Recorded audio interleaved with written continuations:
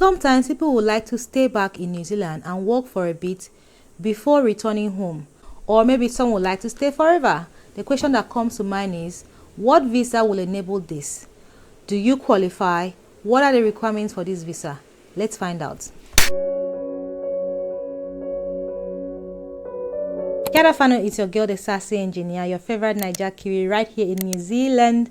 So you want to stay back and work after study. So I'm going to share with you what you need to know if you want to stay back and work after your studies. First of all, the visa that allows you to stay back and work after your studies is called the post-study work visa. It used to be open to all degree levels before, but since May 2022, some restrictions now apply.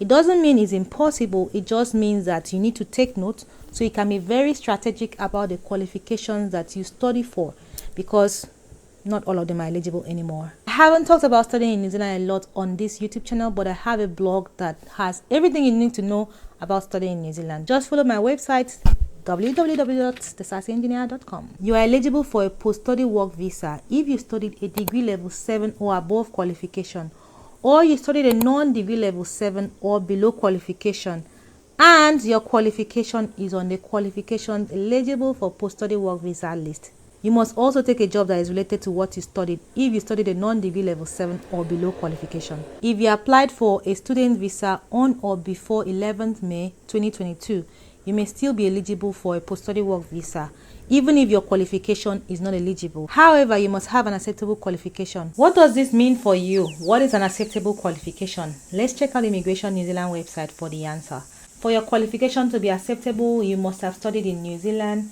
and your qualification must be level 4 or higher on the New Zealand qualification framework. What is the New Zealand qualification framework? This is it. So that means that if you studied anything lower than this, is not acceptable, but anything above this is acceptable. It goes on further here to say if your qualification is level 7 or higher, it is acceptable so far as your course lasted 30 weeks or more. If you study level 4 or 6, it is acceptable if you completed it after study of 60 weeks or more. So that means you should have studied for 60 weeks or more, which means slightly over 1 year. You gained 2 qualifications, or keyword or, you gained 2 qualifications that each involved at least 30 weeks study, and the level of your last qualification was higher than the first qualification. So for instance, you have OND and HND, or you had a diploma and a certificate. So you first of all had a certificate course and then you studied a diploma, something like that. But if you studied at level 7, 4 to 6, these are the conditions that you meet.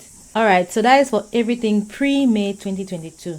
So if you had a student visa or had applied for a student visa on or before May 2022, anything after that, the current system and criteria apply, and the eligibility for that is what I've read before, which says you are eligible if you studied a degree level 7 or above, or keyword or, you studied a non-degree level 7 or below, and your qualification is on the qualification eligible for post-study work visa list. They said you must also take a job that is related to what you studied if you fall into that second criteria. Now, what is a qualification eligible for post-study work visa list? Let us find out. So this is a list of qualifications eligible for a post-study work visa, and these are the qualifications, the knowledge requirements, so the focus area and the related jobs. Because remember, not only would you have studied a non-degree level 7, your qualification has to be on the list, and you must take a job that is related to what you studied. So this is a list of the qualifications. Graduate diploma at level 7, we have a diploma at level 6 or higher with a minimum of 240 credits. Engineering, construction, level 5 or higher diploma, certificate 4, but all of these are attached. So these are the focus area. They are mainly civil engineering, construction, highway, quantity surveying, everything that has to do with the construction industry, and farming, so farm management, automotive engineering, dairy, livestock. And these are the kind of jobs that you should do. Related jobs: project building, quantity surveyor, secondary school teacher, because graduate diploma in that is acceptable in teaching is recognized, early childhood teacher, quantity surveyor, builder, electricians. That, my friends, is a very short list. So what does this mean for you? It means if you studied a degree level 7 qualification or above, you don't have any issue. You can apply for a post-study work visa. But if you studied a non-degree level 7 qualification or below, you have to, one, have your qualification on the qualification eligible for post-study work visa list, and two, get a job. You must get a job that is related to what you studied. What does this mean for you? It means if your qualification is on the list of qualifications eligible for a post-study work visa, or maybe it's on the list and you not get a job in the related area, there's a high chance that you don't qualify to apply for post-study work visa. Now, does that mean it's the end of the road for you? No. There are other visas that you would most likely qualify for, just for the mere fact of studying in New Zealand. So look at my Coming to New Zealand playlist for different options that you have to apply. So that's the criteria. Now, how long can you stay on a post-study work visa? Let's look at that. The length of your post-study work visa will depend on the qualification you completed in New Zealand. If you completed a master's or doctoral degree and you studied for at least 30 weeks in New Zealand, then you get 3 years. That's the maximum you get anyway. If you completed a qualification at level 8 or below, level 8 or below is undergraduate level, PGD below, then the work visa, your post-study work visa, will be the same length of time as your study. They will use your offer of place to work this out. So for example, if your offer of place says that your study will take 32 weeks, your visa will be 32 weeks. Now, if you fail a course, or maybe you, for whatever reason, you take longer to complete, it will not extend your post-study work visa. And you should also note that you cannot get a second post-study work visa if you already have one. So we're going to look at how we apply for post-study work visa later. Sometimes people get on to studying for postgraduate degree immediately after their undergraduate degree. So they said if you complete that, you may be able to apply for a post-study work visa that is valid for up to 3 years. Because if you study a postgraduate degree like master's, PhD, you get the highest, which is 3 years. Now, for those who are studying for PhD, you can apply for a post-study work visa after submitting your thesis. Before now, it used to be you need to get a confirmation that you have defended your thesis before you can apply. Now, you just need to apply after you submitted your thesis, which is quite interesting. Family is always very important, especially post-study. So can you bring family? I have done a video on how Immigration New Zealand defines family, so check out that video to know what they mean by family. But you can bring your partner and children. Your partner can apply for a work visa and your dependent children can study fee-free as domestic students once you have your post-study work visa. So which is really good. All right, to the very important thing, how do you apply for post-study work visa? What are the requirements? How much does it cost? How long does it take? Like I said, with this visa, you can stay and work here for up to 3 years, and you need to have finished your studies before you can apply for it. It costs $700, and 80% are completed within 5 weeks, which for Immigration New Zealand is really fast. With this visa, you can stay for 3 years, depending on your level of study and how long you studied in New Zealand. You can work for any employer in any job if you have a degree level 7 or above qualification. But if you have a non-degree level 7 or below, you work in a job that is related to what you studied. Your qualification must also be in the qualifications eligible for a post-study work visa list. You have to know that you can only apply for this visa one time only. If you apply for a student visa on or before 1st May, you may be eligible. Like I said, you cannot provide commercial sexual services or even operate or invest in that business on this visa. So let's look at, if we put, I'll use India, nationality India, and I'll say you're applying from India. Okay, region, just put whatever, New Delhi. Preferred method, online, of course. All right, so I'm going to put Nigeria just for reference because I have a lot of Nigerians ask me this as well. And have Nigeria. Preferred method of submission, online or paper. With paper, you have to send your things to South Africa, so I always advise go online. The requirements are the same, so don't worry. You must provide proof of identity. So definitely your passport, 1 acceptable photo if you apply online, and 2 photos if it's paper application. And your passport, it must be valid. Passport must be valid for at least 3 months after you plan to leave New Zealand. You must be in good health. They may ask you for a chest x-ray. Wait till they ask before you go spending money doing it. Now you must be of good character. If you have a criminal conviction, this one is something everyone knows. You will be asked to provide police certificate if you be staying in New Zealand for over 24 months. So most likely for those who are a master's or PhD, because your visa is going to be for 3 years, so you will be asked to provide police certificates. But if you had provided that with your student visa and it is not more than 36 months since you submitted it, then it will still be valid. You must genuinely intend to meet the conditions of your visa, and your previous application shouldn't really have issues. If you had issues, make sure that you explain it. Then you must have completed an eligible qualification in New Zealand. As usual, New Zealand would like you to prove to them that you are genuine. So this is how they decide it. What you provide to support the application, that's why you need to provide as much supporting documents as possible. If you're Nigerian, you know that you have to go above and beyond basic information about your personal circumstances as well, and then your previous application. Basically, if you have been denied application before, you just need to explain why you've been denied the application and if you have done any steps towards it. But you also need to make sure that in this your new application that you are going to address those things that were lacking in the old one. You must have completed an eligible qualification in New Zealand.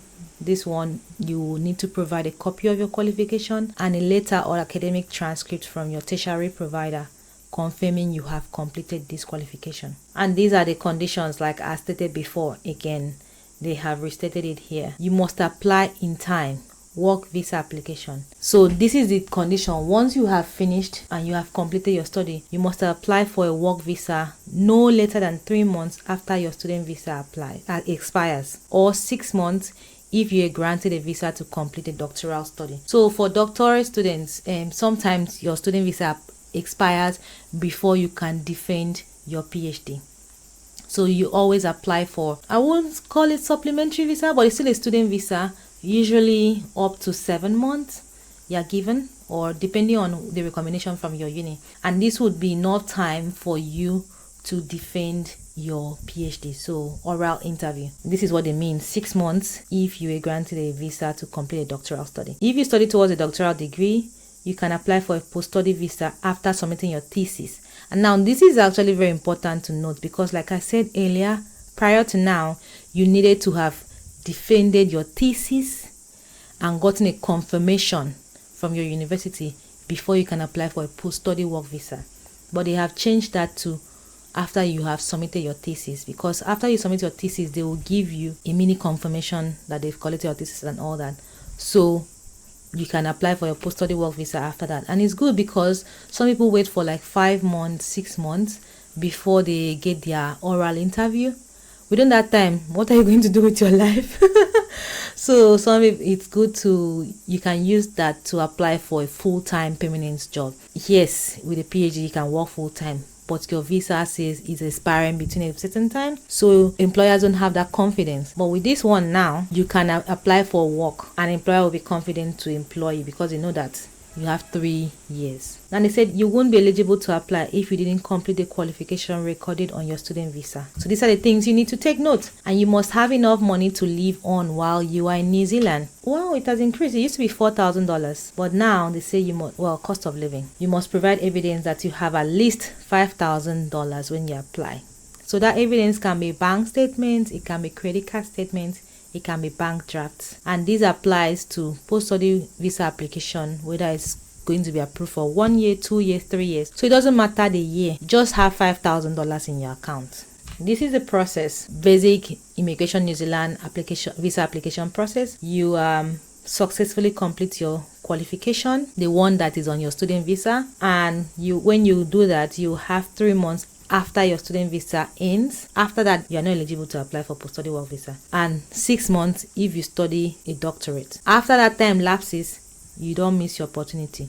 So immediately after, just start packaging your documents to submit. And you must remain on a valid visa at all times while in New Zealand. Once you complete, get your documents and submit. It doesn't take time. Like you see, 8%, 80% will be completed in 5 weeks. Then you apply for a work visa. I have documented how you can submit online applications on my channel, so click this link that will be showing to apply. It costs $700. Once you submit your application and make the payment, you wait and then they make a decision. Like they said here, 80% applications are currently completed within 5 weeks, and I think that's a good number. You make your payment with card or debit card. These are the conditions you must meet once you have that visa. Already you will most likely be in New Zealand, so this may not apply, but if you for some other reason travel out of New Zealand and come back, entry permission is important. You can do this by filling the paper arrival card or digital traveler declaration. If you want to travel in and out of New Zealand, you must have a valid multiple entry travel condition to return to New Zealand.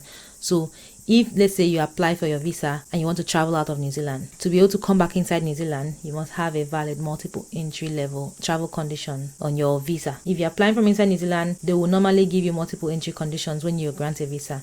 If there are no multiple entry conditions, you leave New Zealand, the visa will expire. The travel condition will be listed on the label, in the visa label or in a visa letter. So look at those things. Now, the conditions for work. If you studied a degree level 7 or above qualification, it doesn't matter, you can work for anybody you want to work for. Well, apart from doing a shower work, you can't do a shower, but you can work for any job for any employer in New Zealand. The restrictions come in if you study a non-degree level 7 or below qualification. That's when the restriction comes in, because your qualification, again, like I said, must be on the list of qualifications eligible, and the job you end up taking must be related to what you studied. So this will be specified on your visa. You can study for up to 3 months in any 12 months period. You may be able to do another study if required by your employer as part of your employment. And when your visa expires, you must leave New Zealand before your visa expires.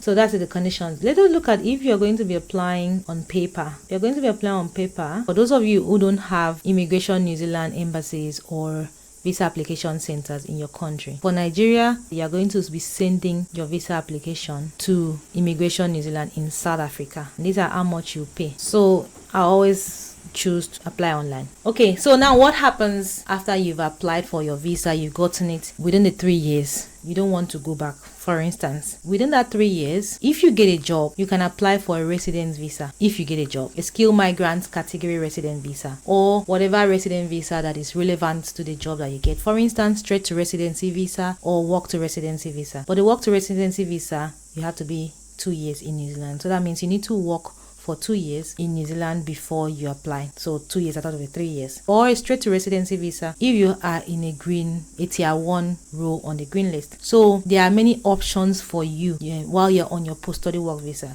If you get a job, immediately you get a job, put in your residency visa application. Skilled migrant category is the open one. If you had a PhD, you automatically have your 6 points, or you just need a job. If you have a master's, you need to have 1 year experience in New Zealand, work experience, then you get a job. Just check out the video on the skilled migrant category residence visa that I've done on my channel. So that is all about post-study work visa. If you have any questions, do not forget to leave it in the comment section. And if you haven't yet subscribed to this channel, click the subscribe button to join the community. I hope you found this helpful. I hope it has answered some questions, burning questions you've had on your mind, especially if you're looking to come to New Zealand to study. You can stay back on a post-study work visa. But again, now that you know that it's not just open to every degree, you have to be very strategic about the course that you're studying. For whatever reason, you come to New Zealand, you end up loving it and you want to stay and work for a bit and maybe make back your money because it's a big investment. Then these are the things you have to consider. I wish you all the best. It's your favorite girl, the Sassy Engineer. Toodles.